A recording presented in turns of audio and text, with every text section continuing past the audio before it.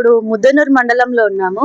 ఇక్కడ ప్రజలు ప్రభుత్వం గురించి ఏమనుకుంటున్నారో వాళ్ళ మాటల్లోనే విందాము. నమస్తే అమ్మా. నమస్తేరా. ఇక్కడ ప్రభుత్వ పనితీరు ఎట్లుందండి? ప్రభుత్వం పనితీరు బాగుందిరా.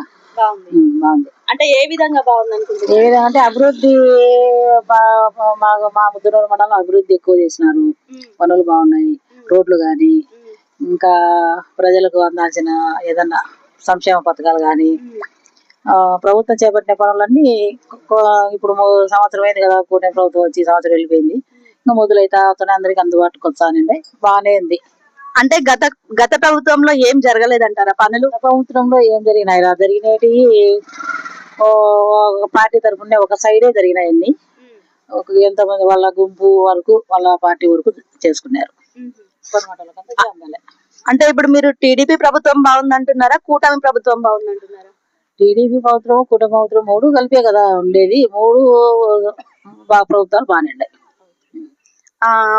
ఇక్కడ పథకాలు అందరికి అందుతున్నాయా అండి? పథకాలు ఏమో అన్ని అందుతున్నాయిరా, అందరికి వచ్చినాయి కూడా పథకాలు. ఇంకా చేసేటి ఉన్నాయి కాబట్టి ఇంకా చేయబోతున్నారు. అవి కూడా వస్తాయి తొందరగా. ఉచిత బస్సు మీకు ఏమైనా ఉపయోగకరంగా ఉంది? ఉపయోగం చాలా మందికి ఉపయోగం కదరా.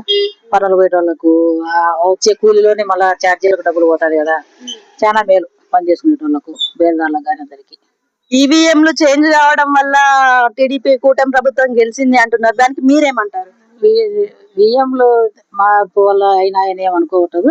స్వచ్ఛందంగానే ఓట్లేసి గెలిపించినారు.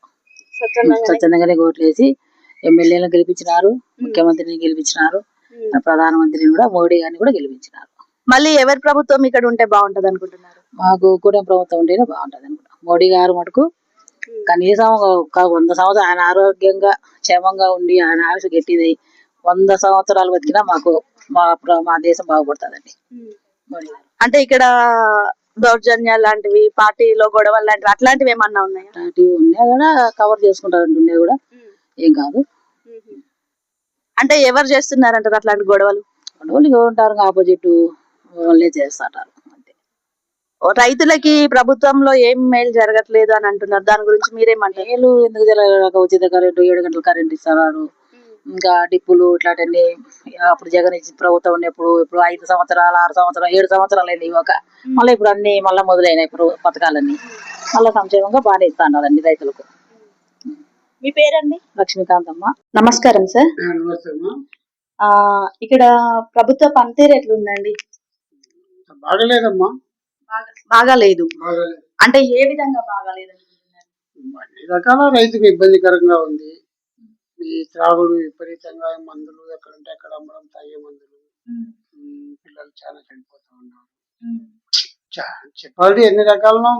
రైతు ఇబ్బంది కాదు, చిన్న పిల్లలు చెడిపోవడమే కాదు, విద్యలో మార్పులు, ఏదో ఈ ఫ్రీ బస్ అని ఇది ఒకటి పెట్టి, ఇది కూడా పెద్ద సముచితమైనది కాదు.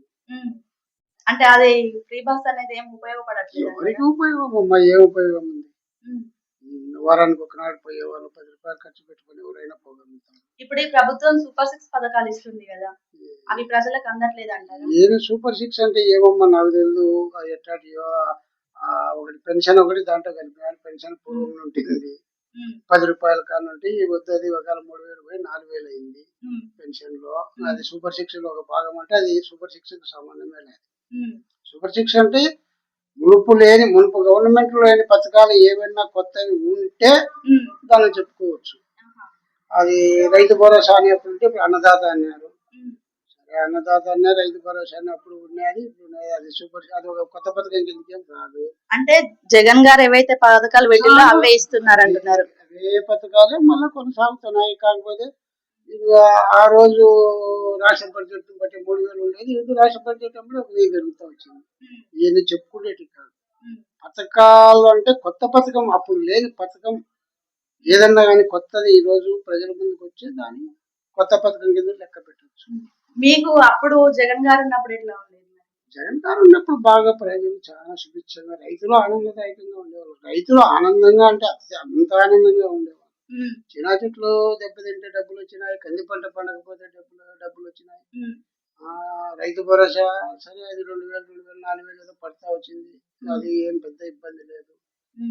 మిరపకాయలు, ఒట్టి మిరపకాయలకు రేటు ఉండే, పత్తికి రేటు ఉండే, అంటే ఇప్పుడు రైతులకు ఏం ఉపయోగం లేదంటారా? ఎలాంటి ఉపయోగం లేదు. ఉపయోగం ఉందని ఎవరన్నా అంటే దానిని నేను ఖండించుతా.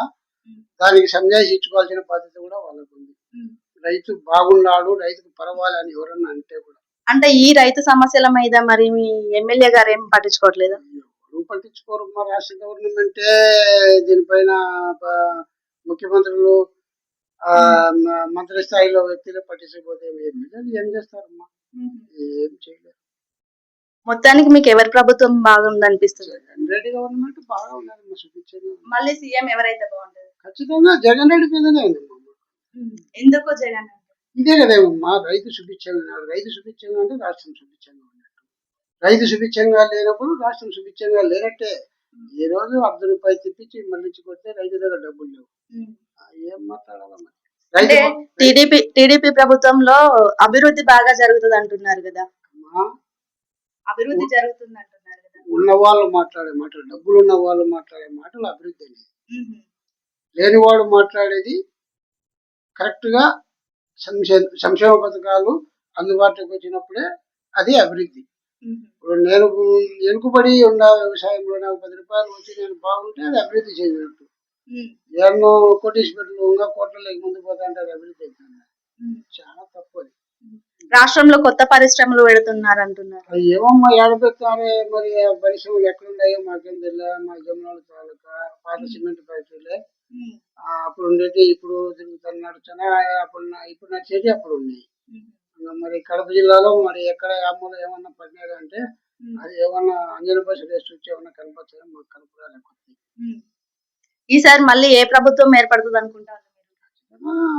వైఎస్ఆర్సీపీ వచ్చి తీరాలా. జగన్ రెడ్డి ముఖ్యమంత్రి కావాలి. కాకపోతే రాష్ట్రంలో చాలా మంది ఇబ్బంది పడతారు. రైతులు, రైతు బిడ్డలు, కూలీలు 50 మంది ఒక ఉన్నవాళ్ళు తప్ప. మీ పేరేం పేరు సార్? నా పేరు వెంకట సుబ్బారెడ్డి అమ్మ. మీది ఇదే గ్రామం? ఇదే గ్రామము, ఉప్పలూరు గ్రామం. ఉప్పలూరు గ్రామము. ఏ నియోజకవర్గం సార్? జమలవాడ నియోజకవర్గం ప్రస్తుతం.